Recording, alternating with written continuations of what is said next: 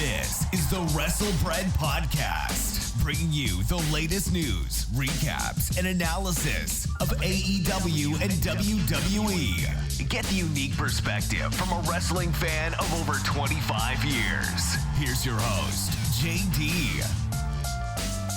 What's going on, guys? This is Jaydee, and this is episode 152 of the WrestleBread Podcast. So I've been away for a little bit, and that's due to a couple of things. First off, my mother was in the hospital. She's doing well, so I stayed with her for a little bit, so I wasn't really concentrating on the podcast too much. And then, of course, I got sick a little bit after, actually this week, so you may still hear it a little bit in my voice, so I apologize, but I just wanted to get my predictions out there for Double or Nothing, which is turning into damn near WrestleMania Night 3, because we are looking at 13 damn matches. Now, look, all right, I know AEW puts out these pay-per-views once every 3 to 4 months, but hot damn. I mean, I'm happy that, this is on a Sunday. A lot of people have off the next day. There are some people who do work the next day, especially those who do not live in the United States. So, I hold strong for whoever you are, especially if you have to work early the next day, especially for our friends overseas where this does not come on at 8 o'clock at night. So yeah, this is going to be a long night. A lot of matches that I'm looking forward to. Will there be some matches that we will turn around on Monday saying, you know what, that could have been on Dynamite or that could have been on Rampage? Yes, but overall, I think this is going to be a pretty good pay-per-view. Shockingly, there is no Casino Battle Royale, no Joker or anything like that. Doesn't mean there's not going to be someone who's going to pop up here.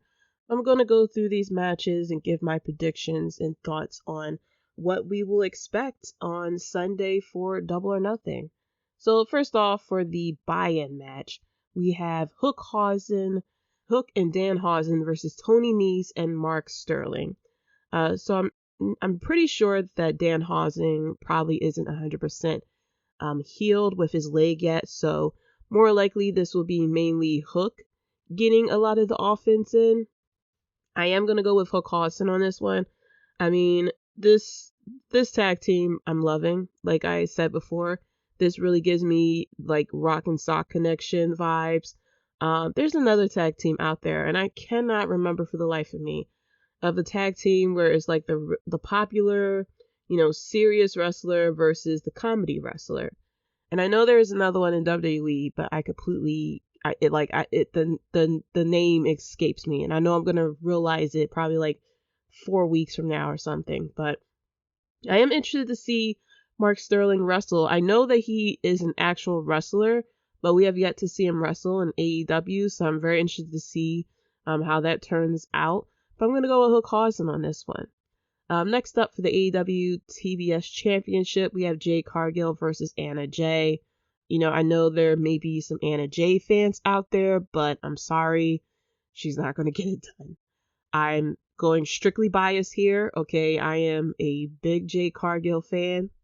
Truthfully, this match kind of got thrown on here. This had zero build. She already beat Anna Jay before, and it was pretty much Anna Jay showing up, and then Jade Cargill says, you get a match. I don't even know if Anna Jay is on the top 5 rankings, because normally, you don't really get a title shot unless you're in the top 5. I mean, that's according to what AEW likes to say, so I don't know why we got this match thrown together here, but I'm going to go with Jade Cargill on this one. I'm very interested to see who will eventually beat Jade Cargill to win the title. I don't think her and Statlander have faced each other before.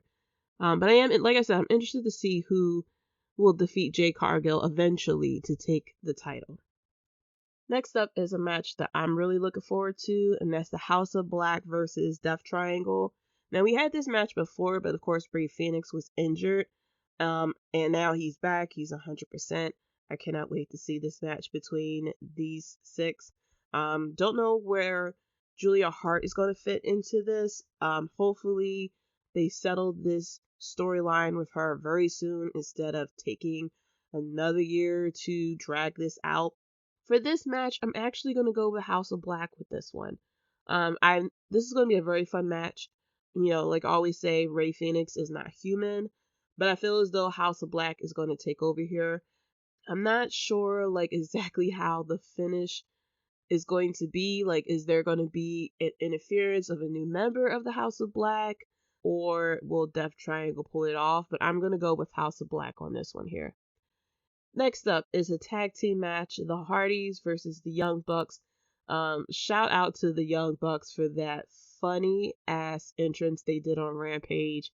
The Hardy Boys that called the Young Bucks Hardy Boys cosplayers, and the Young Bucks said, "Hold my beer," and they came out cosplaying as the Hardys, along with Brandon Cutler dressing up as Lita with the thong game, being strong with him. And they also came out with Gangrel, which was really cool to see him too.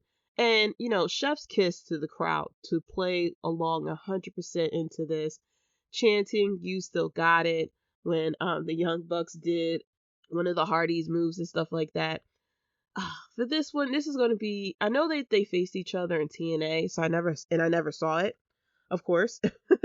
But I don't know, like, I'm excited to see this match, but I feel as though this type of match is kind of like a couple of years too late. Not saying that the Hardys like can't hang, but the Hardys are like slightly past prime. And so we're not going to like get it 100%. Like, Matt Hardy cannot take any crazy bombs. Jeff Hardy is going to do it. We all know that. Jeff Hardy is going to do something crazy here. And we're going to, hopefully we don't turn around on Monday saying, "Why did Matt Hardy do this? He really shouldn't have done it. He needs to retire." Like, I'm hoping that we're not saying that, but we usually say that when it comes to Matt Hardy. As far as this match, really this could go two ways. This could be, you know, the Hardys kind of like a send off and, you know, have them ride off into the sunset. Not exactly this is their retirement match, but pretty much like the start of it. Or this could be the passing of the torch to the Young Bucks. Normally when that happens, you know, it's the younger team going over. I'm going to officially say the Young Bucks, even though I think if they are definitely playing the heel face concept with this versus the, you know, passing the torch, the Hardys could definitely take over. But I'm going to go with the Young Bucks here on this one. It could definitely lead to interferences or something like that.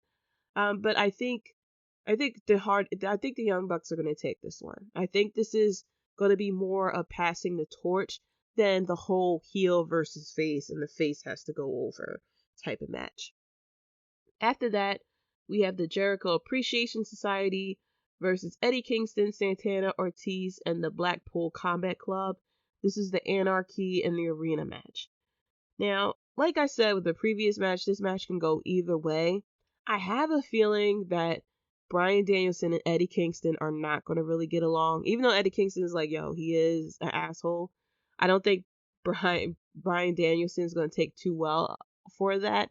I think the Jericho Appreciation Society may win here. I know that they're kind of like setting us up a pro wrestling versus sports entertainment. But I feel as though the Jericho Appreciation Society is going to get a win over this, just so, you know, they could continue to talk more shit, basically. I mean, that's the whole point of this whole thing. So we can get nothing but a bunch of promos. But I think it's going to be a bit of a breakdown between, you know, Bryan Danielson and Eddie Kingston here. And I think that's going to cause a rift, and it could lead to, you know, one of probably Chris Jericho to get the pin here. Like I said, it can easily be Eddie Kingston, Santana, Ortiz, and the Blackpool Combat Club winning here. But I think if the Blackpool Combat Club gets a loss, I think they could take a loss with this type of match, where they're not actually the ones that gets pinned, but because they're, you know, teamed up with the person, that they'll lose. I don't want it to be Eddie Kingston that gets pinned, but I can see him getting pinned, and I can see this feud between him and Chris Jericho kind of continuing on. You know, you can even bring in the Blackpool Combat Club again, kind of like bring a different dimension to this feud instead of just straight up like, because I hate it when, you know, people team up who had issues with each other and it's just like, oh, we're cool now. We're cool now. Very similar to what they did with Jade Cargill and Red Velvet. How all of a sudden they're cool out of nowhere. Like, that makes no sense. Like, I'm glad that they pointed out that Eddie Kingston and Bryan Danielson don't really care for each other. And I feel like that should kind of play out here. You know, have Chris Jericho continue to like pick apart between them two and kind of like start an inner feud with them again, and kind of put Jon Moxley in the middle of it because, you know, Eddie Kingston, his boy, Bryan Danielson is his, you know, partner in blood or whatever. And I think that's going to bring a different dimension that we don't normally see when it comes to wrestling. And I think the Jericho Appreciation Society can definitely take advantage of it. So I'm going to go with the Jericho Appreciation Society here. I know that's me picking sports entertainment versus pro wrestling, but I think they're going to get the win here just to drag on this feud between Jericho and Eddie Kingston. I feel as though there's a different layer that we can add on here. It doesn't have to really like lead up to something like very crazy like we see with a lot of other feuds, but I feel as though like this feud is strong enough and entertaining enough for it to continue. And plus Chris Jericho's a wizard now, so you got to continue to play off of that. So next up after that is the singles match, MJF versus Wardlow. If Wardlow wins, he'll be granted his release from his contract with MJF. And if MJF wins, Wardlow will be permanently banned from signing with AEW. Now, this is another match that can go either way. Like, I can definitely see MJF winning the match and then Wardlow gets signed to Ring of Honor, for example. Or, like, I don't really want to see, you know, MJF win and then Tony Khan signs Wardlow anyway. That's going to be kind of dumb. And that kind of puts Tony Khan as a bit of a character and, like, insert himself into this feud when he really doesn't need to be. I don't know. Like, I feel like Wardlow would win here, and he'll be released from the contract, and then go on to AEW, you know, to be contracted with AEW. But I definitely could see MJF winning here, and then Wardlow gets signed to Ring of Honor. Like, I could definitely see that happening. This is gonna be a crazy match. Like, I really feel as though MJF could win by cheating, and then Wardlow gets signed to Ring of Honor or something like that. And, you know, they continue on the feud from there. The one thing I'm worried about when it comes to Wardlow is MJF is such a great heel that whoever goes against him is elevated that much more. And once Wardlow is done with this feud with MJF, it's kind of like, where does he go from here? You know, I don't want him to kind of like get complacent like with Lance Archer. You know, Lance Archer did get injured. And since he came back from his injury, he's not really used that much in AEW. And I don't want Wardlow to be the same because he's very over because of MJF. And then I don't want it to like kind of fall to the wayside once MJF moves on to his next feud. So I'm hoping that this feud between him and MJF continues on, you know, to kind of give Wardlow some more, more opportunity in the spotlight. So that's why I'm hoping that, you know, like I said, this match can go either way. But I'm going to actually go with Wardlow here. I think he's going to win. Or, you know, like I said, it could go either way. But I think I'm going to officially go with Wardlow. I think he's going to win here. He's going to get his release from the contract. Maybe MJF, you know, screws him over after that again, and they continue the feud on from here. Next up is the Women's Owen Hart Foundation Tournament Final. Now, I heard that there was going to be a title, but it sounds like it's a trophy, and it is Britt Baker versus Ruby Soho. Now, what I am rooting for Ruby Soho. It's very likely that Britt Baker is going to win here, and I don't want Britt Baker to win because Britt Baker has been on top of the women's division for so damn long as champion. She doesn't need this. I'm slightly disappointed with this Owen Hart Foundation tournament because I felt as though this will be more for like the underdogs, because that's what Owen Hart was. Owen Hart was the underdog when it came to WWE. Because of his brother, because of a lot of things that he went through with WWE, he was always the underdog. So I'm hoping that this would have went to people who really didn't get, the time in the spotlight, like people like Britt Baker. So I'm hoping that Ruby Soho wins, but I could definitely see Britt Baker winning, and I'm gonna be disappointed if that's the case, because Britt Baker doesn't need this win. She really doesn't. She was the champion for the longest of time. She's been on the top of the women's division for the longest of time, so I'm hoping that they give it to Ruby Soho. Let her get her moment and give her the trophy. After that is the men's Owen Hart Foundation Tournament Final. Samoa Joe versus Adam Cole. This is another instance where I was rooting for the underdog. I was hoping that Dax would, end up in the finals. As far as this one, truthfully, I think Adam Cole's going to win here, even though, it's Owen Hart. Adam Cole is closer to Shawn Michaels, which is, I don't know, not really a slap in the face, but a slight slap in the face, because you got the guy who resembles Shawn Michaels a lot to win a fucking Hart tournament. I don't really see Samoa Joe winning here. I think because he's the Ring of Honor champion, and I feel as though they're going to continue this feud with Jay Lethal. I feel as though Jay Lethal is going to get involved in this match somehow, because that's where the feud is going with Samoa Joe, and I think that's how Adam Cole's going to win. Truthfully, even though what I said about Adam Cole and winning this tournament, I feel as though Adam Cole kind of needs something. He has been on a slight losing streak, and, he lost the title. He lost, a shot at the title and stuff like that. And so I feel as though he will need something to kind of, get his momentum going. And I feel like the Owen Hart tournament will, kind of set him on his path. After that is a 3-way tag team match for the AEW World Tag Team Championship. Jungle Express versus Team Taz versus Keith Lee and Swerve Strickland. Look, I know a lot of people like Jurassic Express. I love Luchasaurus, but they're coming off them titles. I'm sorry. They haven't done anything with the titles. They pretty much have been involved in other storylines. And I'm sorry to say, I think, once these titles come off of them, they're going to pretty much fly into the background. Well, now listen, okay? I know there's a lot of people out here who really like Keith Lee and Swerve Strickland. I like Keith Lee and Swerve Strickland, but, I'm going Team Taz on this one. My boy Ricky and Powerhouse Hobbs, I feel as though they're going to win these tag team championships. And, they could continue the feud between Keith Lee, Swerve Strickland, and Team Taz. I mean, come on. I can't wait to see Ricky Starks and Powerhouse Hobbs entrance with the tag team titles. I feel as though it will make the feud a lot more interesting if Team Taz had the titles versus Keith Lee and Swerve Strickland. I don't think it would make sense for Team Taz to go after. I mean, they will go after the titles, but I feel as though it would make a lot more sense for Keith Lee and Swerve Strickland to go after the titles if Team Taz have it, then reverse.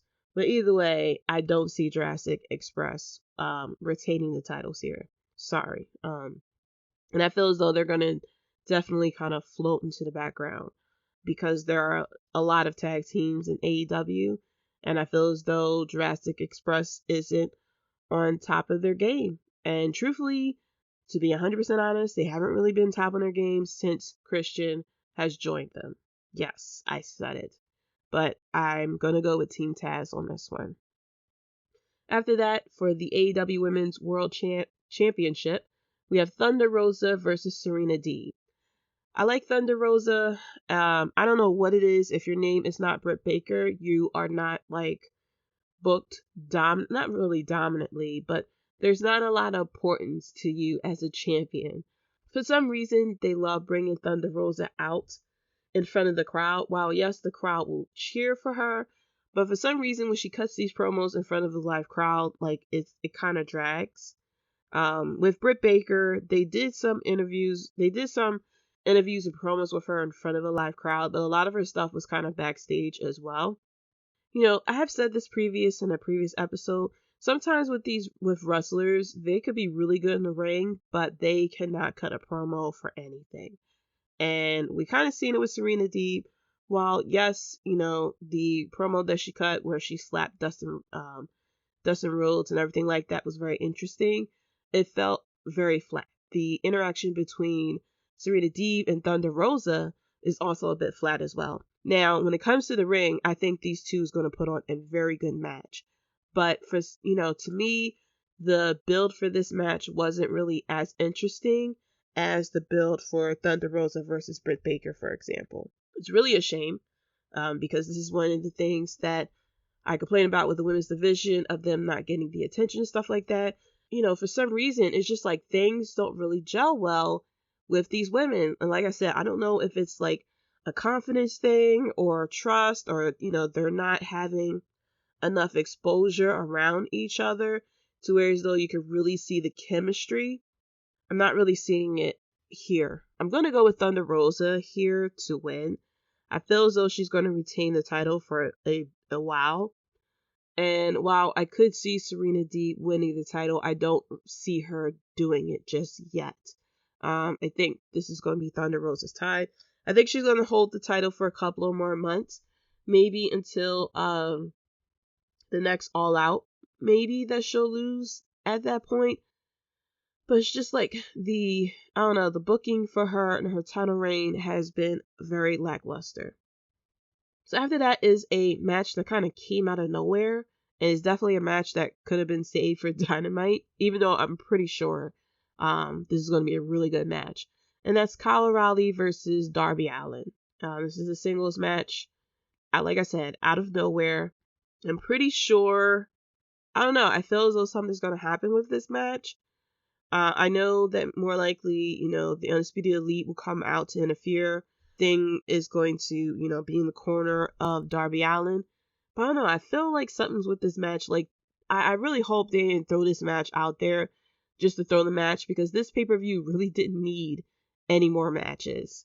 And so I'm hoping this match is serving a purpose. Like, I don't know if we're getting, like, a surprise person or something like that, but I'm hoping this match was thrown in here for a reason.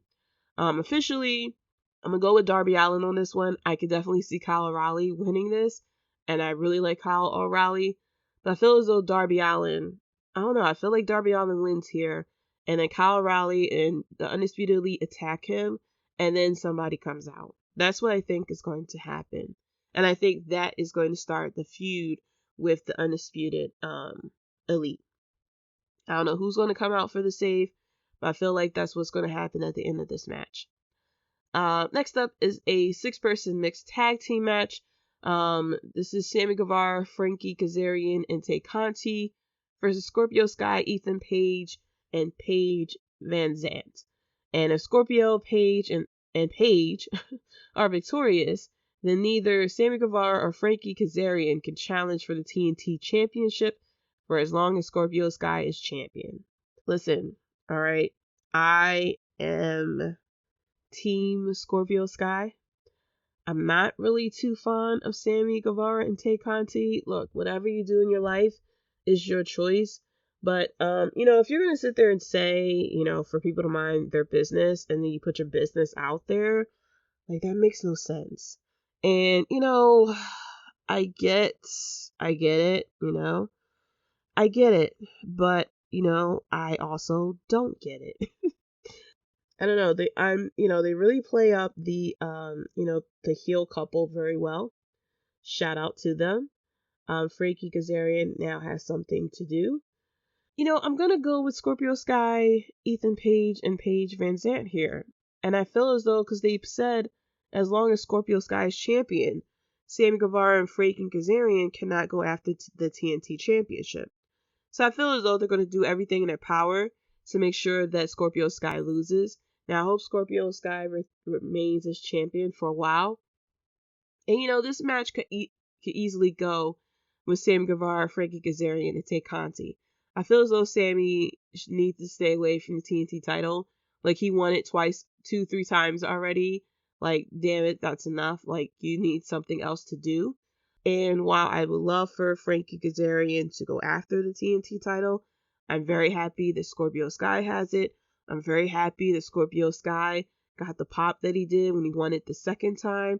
And I am very happy that he is getting his props and hopefully the booking that he definitely deserves this time around. Because they definitely messed up when he won the Face of the Revolution and he grabbed the Sonic ring and they didn't do shit with him. So I'm hoping that, they continue, booking him properly this time around. And I feel as though Scorpio Sky, Ethan, and Van Zant are going to win here. I can't wait to see Paige Van Zant. I know she's been training. I think Gangrel is the one who's been training her. So I can't wait to see what she has in store. But I feel as though, the Scorpio Sky is going to win here. And plus that title looks very nice. Purple isn't my favorite color, but purple looks really good on that championship. Finally, for the AEW World Championship, we have Hangman Adam Page versus CM Punk. Now look, I know there are a lot of people out here who really like Hangman Page. I know the fans are like split on this one. And I like Hangman Page. I really do. I'm down with the cowboy shit and stuff like that. I've been a fan of Hangman Adam Page, since his feud with Kenny Omega and stuff like that, even when they were a tag team. However, and you know what? I love the promo that Hangman Page cut on Wednesday. He made it seem, when he sat there and said, I am fighting AEW from you, basically turning CM Punk into like this, egomaniac who wants to take over AEW. I get it. I love it. I love that promo. I love what Hangman Page is doing right now. Because he's pretty much like setting it as AEW versus CM Punk. This is why I'm going with CM Punk to win here. I know after I said that, this is why I'm going with CM Punk here. And, logically, business-wise, it's a very good decision to put the belt on CM Punk. Is CM Punk bringing in millions of people in every week? No, he's not. However, his name is very popular. Even though after all these years, he still draws attention. I remember there was an episode of AEW Dynamite that fans were calling it as a filler because there really wasn't a lot going on that episode. And Tony Khan mentioned that it was going to be, I think it was CM Punk versus Dax Hardwood, and people tuned in for it. It would make a lot of sense for it to be CM Punk that holds the title. And I know there are a lot of people out there that's going to be like, it's a, former WWE guy who's going to hold the AEW championship, but still. I feel as though it's the person who draws a lot of attention to your brand who will hold the title. CM Punk sold out an arena just off of a rumor that he was joining. I'm very interested to see how he would be as champion. Is he going to turn? Because, there's been a lot of hints of him turning heel. I know Long Island is like a completely different type of thing, but it's very interesting with the promo that Adam Page had cut that kind of made it seem like CM Punk, if he were to win the championship, will basically, not do it more for his ego versus for like the love of AEW type of situation. And it'll be very interesting if they book him as this not really anti-AEW guy, but sort of like I'm above everything else type not really character, but mindset, I should say. If he has that type of mindset that he is bigger than anyone in AEW. And that's going to set up a lot of interesting feuds as well. I feel slightly bad for Hangman Page because I feels like once he loses the title, then it's like, where does he go from there? Like, is he going to try to get a rematch for the title? Like, what will be his next feud? I mean, he could definitely go up against Adam Cole for the time being, because I felt as though that would have been I felt as though that was a very interesting feud between them two. It just was like so short-lived. Because, we had to get on to the next feud for Hangman Adam Page, but I'm just like, I don't know, with AEW, I just get very concerned whenever there's like a very big, like high, a feud that grants a lot of attention, and then whoever is the loser of that feud like kind of like fades away to obscurity, it feels like. And so that's what I'm hoping will not happen with Wardlow. That's what I'm hoping will not happen with Hangman Page. Because we see that now with the Dark Order, the fact that, they're no longer really hanging with Hangman Page. They don't have a leader anymore. They're kind of like floating now to the background. And I'm hoping that's not what's going to happen with Wardlow and Hangman Page. Because I feel as though they definitely had the potential. Well, we know Hangman Page has potential, but I don't know. I just really hope that there is a long-term plan of what's going to happen to these two after these two feuds. What's going to happen to Wardlow after he's done with MJF? What's going to happen with Hangman Page after he loses the title? Like, will he go up, will he eventually go up against Kenny Omega if he was to return? Now, that would be something very crazy. If Kenny Omega was to return at Double or Nothing and cost Hangman Page the title. That'll be very interesting to see. But overall, this is going to be a very long pay-per-view. We're talking about 13 matches here. 12 matches if we're not counting the buy-in. This is going to be a very long night. Probably going to be, 4 or 5 hours here. I think it starts at 8 o'clock.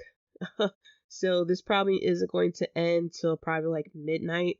So, make sure you have your, whatever your beverage of choice is going to be. If it's coffee, get the coffee. Get whatever food is going to have. Take your nap earlier that day. Because it's going to be a very, very long pay-per-view. But it's going to be entertaining. And I know there's going to be like 1 or 2 matches that we're going to say should have been left for Dynamite or Rampage. Like the Kyle O'Reilly and Darby Allin. I can tell you right now, as good as the match is going to be, I feel as though it's still a match that should be on Dynamite or Rampage. But that's it for the WrestleBread podcast. Thank you so much for listening. Like I said, this is a short and sweet type of podcast. Type of episode. Because I'm still very sick.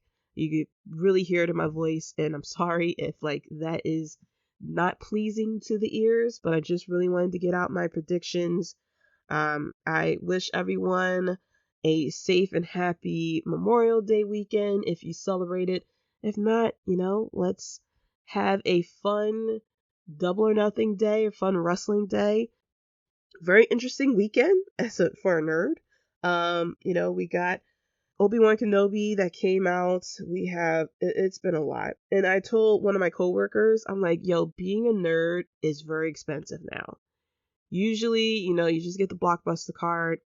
You rent the games that you want, just sit in the house all weekend and play the video games. And now, since they realize, hey, these people are willing to pay money, now we got a new movie coming out every month. We got all these TV shows that we got to pay monthly subscriptions for. There's all these t-shirts and memorabilia that's coming out. I've been having my eye on this Grogu plushie. Well, actually it's this animatronic thing for the longest, and I've been staying away.